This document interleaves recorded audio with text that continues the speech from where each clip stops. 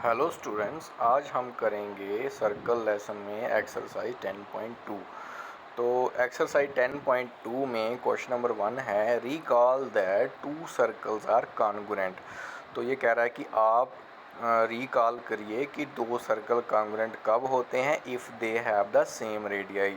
अगर उनकी रेडियाई जो है वो सेम है, मतलब अगर उनकी दोनों की रेडियस जो है वो सेम है तो इसका मतलब वो दोनों सर्कल क्या होंगे, कॉन्ग्रुएंट होंगे। तो आपको वो कंसेप्ट अपने दिमाग में रख के तो हमें क्या करना है, prove that equal cord of congruent circle subtend equal angle at there centres. तो हमें बताना है कि अगर इक्वल कॉर्ड हैं दो कॉन्ग्रुएंट सर्कल की तो वो क्या करती हैं, इक्वल एंगल सबटेंड करती हैं एट देयर सेंटर्स। तो सेंटर में वो इक्वल एंगल सबटेंड करती हैं। तो कल हमने किया था theorem number 1, equal cord subtend equal angle at centre of the circle. लेकिन आज क्या है, कल सेम सर्कल में था, आज कॉन्ग्रुएंट सर्कल में है। तो चाहे सेम सर्कल में हो चाहे कॉन्ग्रुएंट सर्कल में हो तो इक्वल कॉर्ड हमेशा क्या करती हैं, इक्वल एंगल सबटेंड करती हैं। तो चलो अभी ये हम प्रूव करते हैं। तो इसमें क्या है, to congruent circle with centre. तो हमारे पास दो कॉन्ग्रुएंट सर्कल हैं और एक का सेंटर है O, दूसरे का सेंटर है O डैश। तो A B and C D are equal chord. इन दोनों सर्कल में हमने ए बी और सी डी जो है वो इक्वल कार्ड ली हैं। तो प्रूव क्या करना है हमें, टू प्रूव क्या करना है, टू प्रूव में हमें करना है एंगल ए ओ बी। हमें क्या बताना है, angle A O B is equals to angle C O dash D. तो ये हमें बताना है कि सी ओ डैश डी जो है वो इक्वल है। तो यहाँ इन्होंने ओ डैश नहीं लिखा है, आप लिख लेना। तो इन ट्रायंगल, अब आप देखिए in triangle A O B and C O dash D, C O dash D, इसमें क्या है, अब देखो आप ए बी और सी डी इक्वल हैं, ये गिवन में दिया है कि दोनों कार्ड इक्वल हैं। और ओ ए और सी ओ डैश ये दोनों इक्वल होंगे। तो सी ओ डैश और ओ ए क्यों इक्वल होंगे, क्योंकि radii of congruent circle. Radii of congruent circle क्या कहती हैं कि दो सर्कल तब कॉन्ग्रुएंट होती हैं जब उनकी रेडियाई इक्वल होती है। तो इसका मतलब ओ ए ओ और सी ओ डैश जो है वो दोनों इक्वल होंगे। और इसी तरह बी ओ और डी ओ डैश भी इक्वल होंगे। तो अब आप देख सकते हैं तीनों जो तीनों साइड हैं ट्राइंगल ए ओ बी की, वो तीनों side triangle C O dash D के इक्वल हैं। तो that means triangle A O B congruent to triangle C O dash D. तो इसका मतलब triangle A O B congruent to triangle C O dash D by side side axiom. तो अब ये side side axiom से मतलब अगर ये हमारे पास क्राइटेरिया है कॉन्ग्रुएंसी ऑफ ट्राइंगल की, अगर दो ट्राइंगल हैं और उनकी कॉरस्पॉन्डिंग तीनों साइडें इक्वल हैं तो वो दोनों ट्राइंगल क्या हो जाती हैं, कॉन्ग्रुएंट। तो अब ये दोनों ट्राइंगल कॉन्ग्रुएंट हो गई। जब कॉन्ग्रुएंट हो गई तो इनके सारे एंगल कॉरस्पॉन्डिंग साइड जो है वो इक्वल होती हैं। तो हमें क्या प्रूव करना है, हमें प्रूव करना है angle A O B is equals to angle C O D. तो इसका मतलब angle A O B is equals to angle C O D हो जाएगा by C P C T, मतलब corresponding parts of congruent triangle. तो इसी के साथ क्वेश्चन नंबर 1 हो गया। तो क्वेश्चन नंबर 2 है prove that if chords of congruent circle subtend equal angle at their centre then the chords are equal. तो ये हो गया क्वेश्चन नंबर 1 का कन्वर्स, मतलब उसका उल्टा हो गया। पहले में हमें क्या दिया था कि कॉन्ग्रुएंट सर्कल हैं तो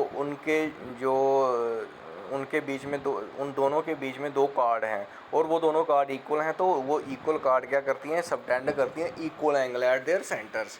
तो अब ये कह रहा है कि आपके पास दो कार्ड हैं, वो दोनों कार्ड क्या कर रही हैं, इक्वल एंगल सबटेंड कर रही हैं एट देयर सेंटर। आप बताओ कि वो दोनों कार्ड जो है वो इक्वल हैं।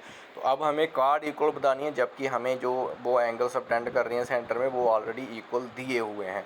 तो गिवन में क्या आएगा, two congruent circle with centre O and O dash, A B and C D are chords of circle with centre O and O dash respectively. तो हमारे पास दो सर्कल हैं, एक का सेंटर है ओ और दूसरे का ओ डैश, और एक में हमने कार्ड ली है ए बी, दूसरे में हमने सी डी ली है। तो ये दोनों कार्ड क्या हैं, A B and C D chord of circle with centre O, ये दोनों कार्ड हमने इक्वल बतानी है। ये दोनों कार्ड इक्वल एंगल सबटेंड कर रही हैं। तो एंगल ए ओ बी और angle C O dash D जो है वो दोनों इक्वल हैं, ये हमें गिवन में दिया है। तो हमने क्या बताना है, हमने बताना है टू प्रूव में लिखा है A B is equals to C D, हमने प्रूफ करना है। तो दोबारा हम दोनों ट्राइंगल कॉन्ग्रुएंट बताएंगे।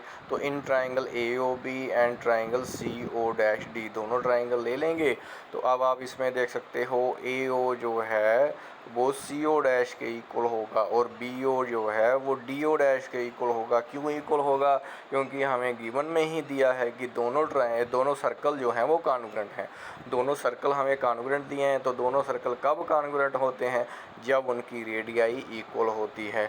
तो यहाँ पे A O C O dash B O D O dash ये दोनों सर्कल के रेडियाई हैं, दोनों कॉन्ग्रुएंट सर्कल के। तो इसका मतलब ये इक्वल होंगे। फिर उसके बाद आप देख सकते हैं angle A O B is equals to angle C O dash D, ये तो हमें गिवन में दिया है कि ये दोनों एंगल इक्वल हैं। जो एंगल सबटेंड कर रही है कार्ड वो एंगल इक्वल दिए हैं। तो अब आप देख सकते हैं A O is equals to C O dash और angle A O B is equals to angle C O dash D और B O is equals to D O dash. तो ये हो गया साइड एंगल साइड रूल। तो side angle side rule से दोनों triangle A O B और C O dash D दोनों कॉन्ग्रुएंट हो गई। तो इसका मतलब triangle A O B congruent to triangle C O dash D by S A S axiom. तो अब जब ये कॉन्ग्रुएंट हो गई तो इसका मतलब इनके एंगल भी इक्वल होंगे, साइडें भी इक्वल होंगी कॉरस्पॉन्डिंग। तो अब हमें क्या चाहिए? हमें चाहिए ए बी को सी डी के बराबर बताना है। तो अब हम लिख सकते हैं A B equals to C D. क्यों? क्योंकि by C P C T मतलब corresponding parts of congruent triangle. तो जब दो ट्राइंगल कॉन्ग्रुएंट होती है तो उनके कॉरस्पॉन्डिंग पार्ट्स जो हैं वो इक्वल होते हैं, हैंस प्रूव।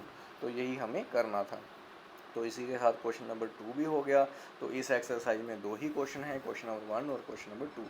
तो नेक्स्ट हम कल दूसरा टॉपिक करेंगे इसके आगे। ओके।